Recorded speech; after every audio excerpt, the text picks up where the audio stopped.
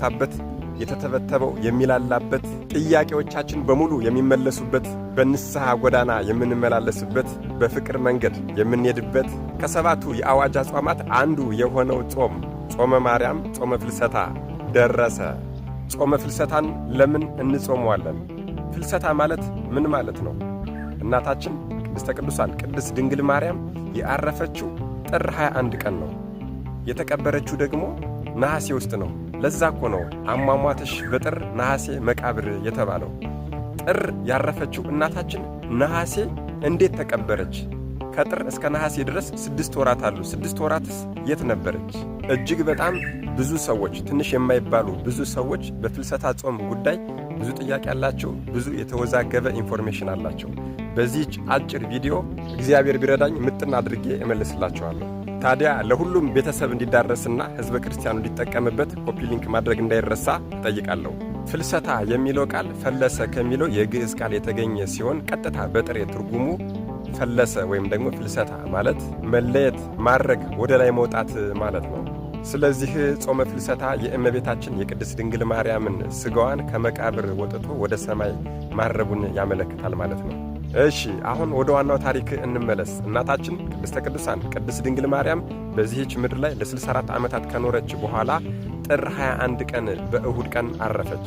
ታዲያ ሐዋርያትም ሥጋዋን ይዘው በጌቴሴማኒ ለመቅበር በሚሄዱ ሰዓት አይሁዳውያን ቀድሞ ልጇ አረገ ተነሳ ብለው ረበሹን፣ አሁን ደግሞ የእርሷን ሥጋ አረገ ብለው ሊረብሹን አይደለም፣ ቆይ እንውሰድና ይዘን እናቃጥላት ብለው ሐዋርያት በአጎበር ተሸክመው ይዘው ሲሄዱ ከአይሁዳውያን አንዱ ክፉ ሰው ይህም ታውፋንያ የተባለ ሰው መጥቶ አጎበሯን በሚይዝ ሰዓት ሊቀ መላእክት ቅዱስ ሚካኤል መጥቶ እጁን አጎበሩ ላይ እንዳለ 2 እጁን ቀጥፎታል ወይም ደግሞ ቆርጦበታል። ከዚያም ሐዋርያት ቆመው እያለ ሁሎችም እያዩ በሊቀ መላእክት በቅዱስ ዑራኤል አማካኝነት የእናታችን የቅድስተ ቅዱሳን የቅድስት ድንግል ማርያምን ሥጋዋን ከቅዱስ ዮሐንስ ወልደ ነጎድጓድ ጋር ተሸክመው ወስደው በገነት በዕፀ ሕይወት ውስጥ አስቀመጧት። አዎ በዕፀ ሕይወት ውስጥ መላእክት እየተንከባከቧትና እያገለግሏት ቅዱስ ዮሐንስ ወልደ ነጎድጓድ ፍቁረ እግዚ ደግሞ እየጠበቃት አብሮ ለ6 ወራት ለ6 ወራት አብሮ ከተቀመጡ በኋላ ከ6 ወር በኋላ 12ቱ ሐዋርያት መንፈሳዊ ቅናት በቅዱስ ዮሐንስ ወልደ ነጎድጓድ አማካኝነት ቀንተዋልና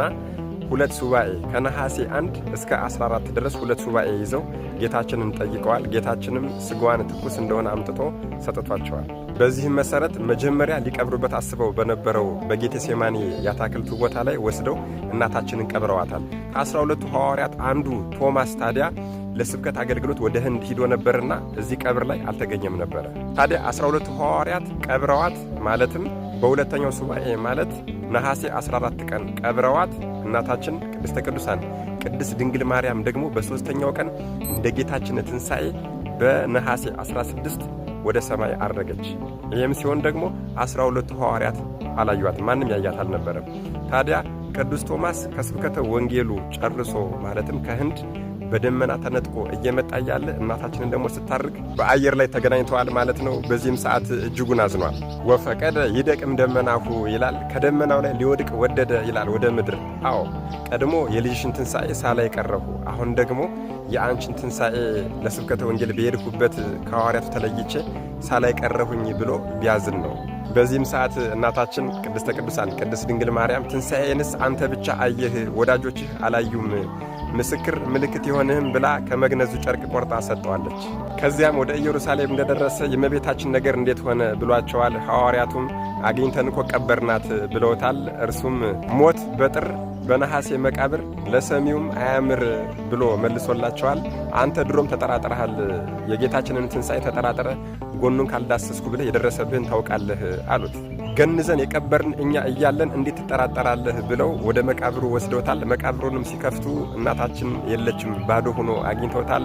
እጅጉን ደንግጠዋል፣ እጅጉን አዝነዋል። በዚህም ጊዜ ቅዱስ ቶማስ አታምንኙም ብዬ ነው እንጂ እኮ እመቤታችን እኮ እንደ ልጇ መላእክት እየዘመሩላት አረገች፣ አዎ ተነሳች፣ አረገች ብሎ የሰጠችውን ሰበን ለምልክት ወስዶ ሰጣቸው። ያህንንም ተከፋፍለው ወደ ስብከተ ወንጌላቸው ሄደዋል። ከአንድ ዓመት በኋላም በሊቀ ሐዋርያት በቅዱስ ጴጥሮስ ሰብሳቢነት ሁሎችም ቅዱስ ቶማስ ያየው በረከት ለምን ይቀርብን ብለው መንፈሳዊ ቅናት ቀንተው እንደገና ሌላ ሱባኤ ይዘዋል። አዎ ትንሣኤሽን ቶማስ አይቶ እኛስ ለምን ይቅርብን ብለው ከነሐሴ 1 ጀምረው እስከ ነሐሴ 14 ድረስ 2 ሱባኤ ይዘዋል። ነሐሴ 14 ቀንም መድኃኔዓለም ኢየሱስ ክርስቶስ የእናቱን ሥጋ ትኩስ አድርጎ አምጥቶ ሰጣቸዋል። ከዚያም ነሐሴ 14 ቀብረዋት በሦስተኛው ቀን እንደ ልጇ ትንሣኤ በሦስተኛው ቀን ማለትም ነሐሴ 16 ከመቃብር ተነስታ አድርጋለች። በዚህም ቀን መድኃኔዓለም ኢየሱስ ክርስቶስ እልፍ አእላፋት መላእክትን አስከትሎ መጥቶ ቅዳሴን ቀድሶ 12ቱን ሐዋርያትም አቁርቧቸዋል። እናታችን ቅድስተ ቅዱሳን ቅድስት ድንግል ማርያምን በዚያን ቀን አብራ ቆርባለች የሚሉም አሉ። እንግዲህ ጾመ ፍልሰታ የነሐሴ ጾም የእመቤታችን ጾም የሚጾምበት ዋናው ምክንያት ይሄ ነው። አዎ አንደኛው በዕፀ ሕይወት ውስጥ ለ6 ወራት ከቅዱስ ዮሐንስ ወልደ ነጎድጓድ ጋር አብራ ስለተቀመጠች ይሄ ምስጢር ለምን ይቀርብናል፣ ቅዱስ ዮሐንስ ወልደ ነጎድጓድ ያየው ምስጢር ለኛ ስለምን ይቀርብናል ብለው 2 ሱባኤ ገብተዋል። በሁለተኛው ሱባኤ ፍጻሜ ነሐሴ 14 ቀን መድኃኔዓለም እናቱን አምጥቶ ሰጧቸዋል። እንደ መጀመሪያው በጌቴሴማኒ ወስደው ቀብረዋታል። የመጀመሪያው ምክንያት ይሄ ነው። ሁለተኛው ደግሞ እንደገና ከቀበሯት በኋላ ትንሣኤዋን አላዩም ነበር። አዎ ትንሣኤዋን ማን ብቻ አየ? በደመና ተጭኖ ሲመጣ ከስብከተ ወንጌል ቅዱስ ቶማስ አይቷል። ለሱ ደግሞ የታየችውን በረከቱ ለኛ ለምን ይቀርብናል ብለው ደግሞ እንደገና በዓመቱ ሁለተኛ ሱባኤ ይዘዋል። በሱባኤያቸው መሰረትም ደግሞ በወዳጆቹ ላይ የማይጨክን መድኃኔዓለም ኢየሱስ ክርስቶስ እናታችን ቅድስት ድንግል ማርያምን አምጥቶ ሰጧቸዋል። እንደገና ቀብረዋት ትንሣኤዋን ለማየት ችለዋል ማለት ነው። ስለዚህ እኛም ሐዋርያትን የሰማ መድኃኔዓለም ኢየሱስ ክርስቶስ እኛንም ይሰማናል። አዎ በእናታችን ፍቅር አይጨክንምና ሁላችንን ይሰማናል ብለን ይህችን 2 ሳምንት በደንብ አድርገን ጥሩ ሱባኤ አድርገን እናሳልፋታለን ማለት ነው። የምንችል ደግሞ በጥሬ እንጾመዋለን። አዎ በውዳሴ ማርያም ትርጓሜ ላይ ሐዋርያት ይህችን 2ቷን ሱባኤ 14ቷን ቀን በጥሬ እየበሉ እንደ ጾሙ ሁሉ እኛም ደግሞ የተደበቀው ይገለጽልን ዘንድ የጠየቅነው ሁሉ ይመለስልን ዘንድ ያሻንም ይፈጸምልን ዘንድ ልክ እንደ አባቶቻችን እንደ ሐዋርያት በፍቅር በአንድነትና በመተሳሰብ ሆነን እንጾመዋለን ማለት ነው። መድኃኔዓለም ኢየሱስ ክርስቶስ ይህንን ጾም ጾመን እኛ ራሳችንንም ወገናችንንም ሀገራችንንም የምንጠቅምበትና የምንጠቀምበት ያድርግልን። አሜን። ይቆየን።